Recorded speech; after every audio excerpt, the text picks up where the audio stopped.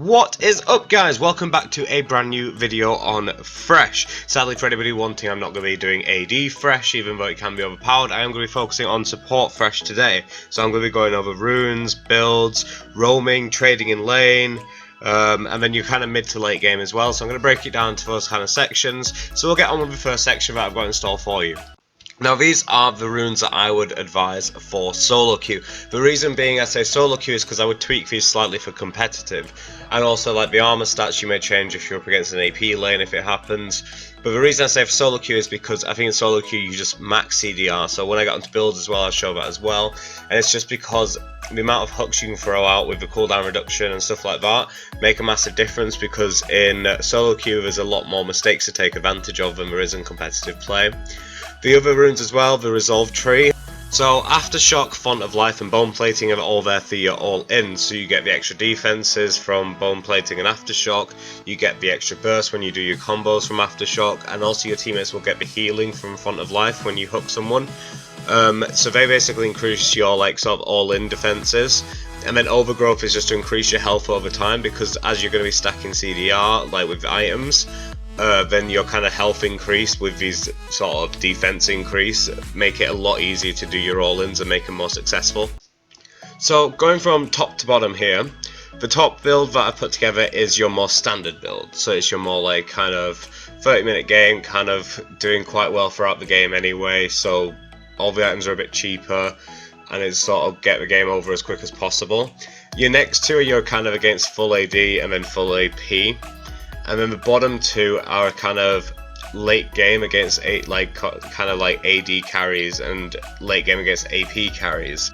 So if you're against a fairly standard team, I'd say aim for standard build, so get Locket and then kind of go for Knight's Vow. But whilst you're going for Knight's Vow, you need to start looking at the game and basically deciding, is this going to go later, or can we kind of get this over and done with quicker? Because you can get it over and done with quicker, then kind of get your redemption, get your Zeeks. But if not, then start to build tanky based on what you're up against. Especially if one person's fed, so they have a fed Lux, then get the Spirit Visage straight away and then go into the Warmogs, etc. Just be able to tweak your build according to how the game's going, and you'll see yourself do a lot better than what you were doing. Right, next I want to move on to the abilities, and first off I want to start with the Lantern. I've recorded a few clips here, and with the Lantern I feel like so many people underutilize it. So if you have a look at the clips here, like what I always use with the Lantern is I just use the Lantern to apply pressure, because a lot of people when they're playing Thresh or they're playing any other support, they struggle to know what to do when there's only like one person against them in the lane. And honestly, this method with the Lantern where you just throw it out into a fog of war, like there's someone gonna be there, it just puts people off and makes them back off, so you get a free easy kind of time to force them away. So next I want to move on to Flay, because Flay is probably one of the best abilities that any champion has, just because of its versatility. You can deny dashes, you can deny jumps, you can engage fights with it, you can disengage fights with it. Like, it has so many uses, and if you can master Flay, then it has so much value in so many different situations. And it's more of a case of Flay, there's no secret tip, it's just use it, learn your timings. And there's a video online somewhere which will show you every single jump and dash you can cancel. So when it comes to Thresh's ult, on the other hand, like his ult is more of a once you've engaged tool, so you land the hook, you go in, you Flay, then you ult. It's more part of the combo rather than a single use ability. Like you would never really use just the ult on itself unless you kind of flash in, but usually you'd flash Flay ult. So just bear that in mind, like you don't want to be just using and wasting the ult, because it's more of a full combo engage rather than a just single use. Now I'm saving the hook for the end because I've got something a little bit special planned for that, but I do want to move on to roaming. It's a case of when to, when not to, because I know a lot of people have issues where they roam and then they end up hearing this. An ally has been slain. Now when it comes to roaming, not just on Thresh but any champion, the key thing you need to look for is the fact of you need to see it from your ADC's point of view. So you gotta think, would my ADC be okay and happy if I went to roam right now? So if you've pushed in the wave and it's going to take a while for them to clear it, then roam. If your ADC's backed and you don't need to, then roam. If the enemies are backed and your ADC just needs to push the wave out, then roam. If you've killed the enemies and you've still got a lot left in you, then roam. it's seeing the opportunities to do it, because a lot of the time a bot lane won't really notice if you've kind of gone to roam mid, because it only takes like sort of 30 to 50 seconds to complete a roam mid, and they won't know if you've just gone to ward or if you have gone for a full roam. So do abuse any chance you can get, but just realize as soon as you show yourself mid that they're probably going to engage on your ADC bot if they're not in a safe position. So you need to make sure that you're doing it when the ADC will be safe. Another good chance to roam as well is if you are winning lane quite heavily, you can, when you recall, go top and roam up there as well. Now, the reason I said earlier that buying your Moby boots are one of the most important things to get as early as possible is because of this. Like, once you have Moby boots, then you can just roam as much as you want and you can get back to lane a lot quicker. And it just gives you a lot more freedom to spread like sort of extra help to other lanes and apply pressure elsewhere, especially if your team's behind and your lane's winning. Just spread as much pressure as you can elsewhere to get more and more people ahead. One more thing that I see a lot of freshers do, where they can do it a lot better than what they currently do, is trading in lane. So the kind of passive of the flay is that you kind of get the kind of charge going, where it'll slowly power up your next auto attack, and once it's max, it deals a good chunk, especially early game, especially like levels 1 to 3. Like that flay auto is really powerful. It's like sort of the same as like a Caitlyn headshot early game. So you need to be abusing it. So if you've got an ADC against you that's kind of got short range, you need to be abusing it and autoing at them. And if you can get a good few autos in to begin with, then you can basically start positioning to to kind of force them away from the wave and force them away from farming, and it just puts them further behind, even without you having to have a good ADC. Your ADC could be really bad, they could be missing all your farm, but you're just making it easier because you're making their ADC further behind by just standing aggressively and using this flay auto just to harass and just to kind of chunk them down slowly.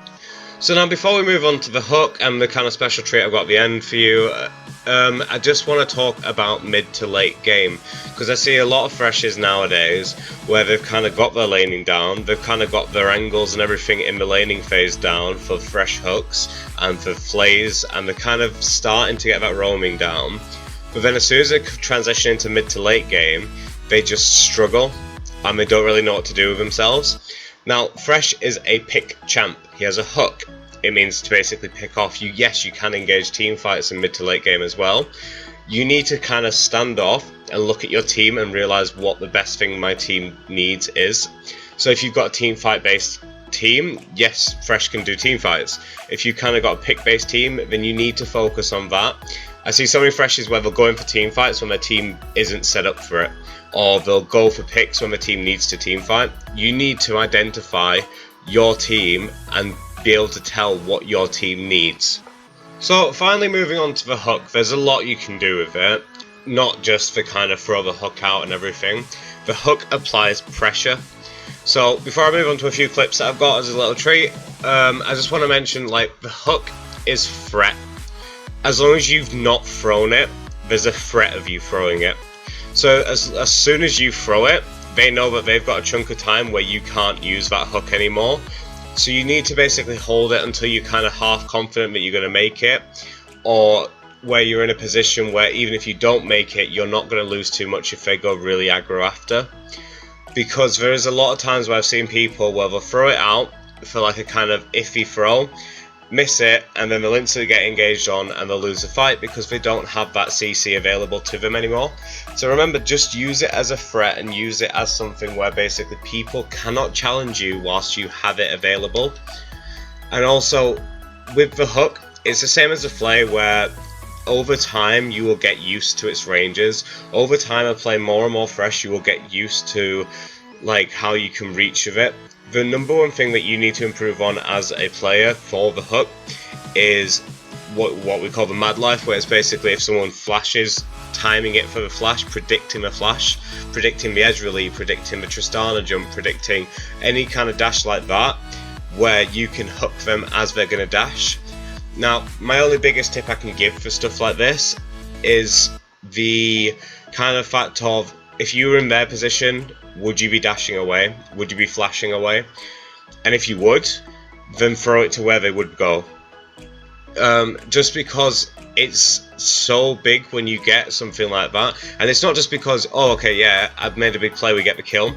It's motivational changing as well, especially in like a laning phase. If you're up against an Ezreal and you pull off a madlife on him, the motivation change in that lane is massive, just because these are still people, these aren't just bots. Their motivation will drop as soon as you madlife them once or twice, just because they'll feel like they don't stand a chance because you'll keep on beating them on that timing.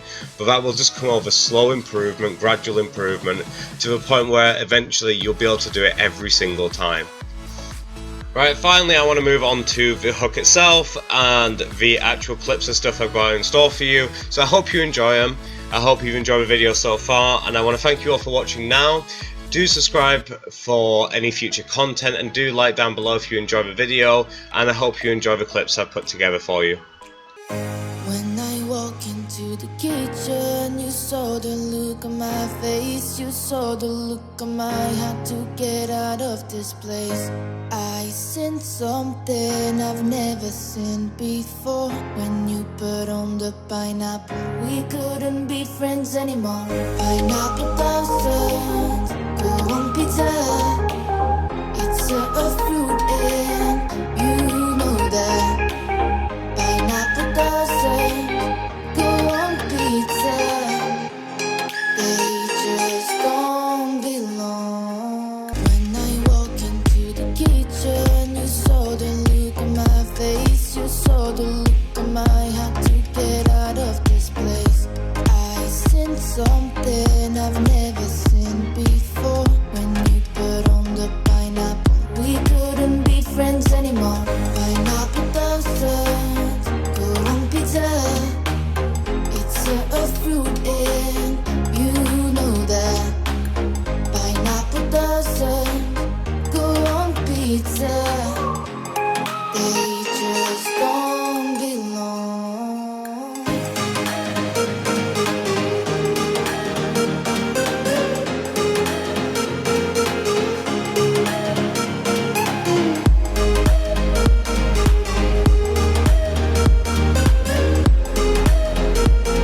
I hope you enjoy those clips of the Thresh God madlife there. If you have enjoyed the video, then do subscribe, do like it down below if you've enjoyed it, and I will catch you guys next time. Please let me know down in the comments as well what you would like to see next, what champion you'd like to see next, or anything else from me. Just let me know and I'll see what I can do about it. Thanks you all for watching, and I'll catch you guys next time.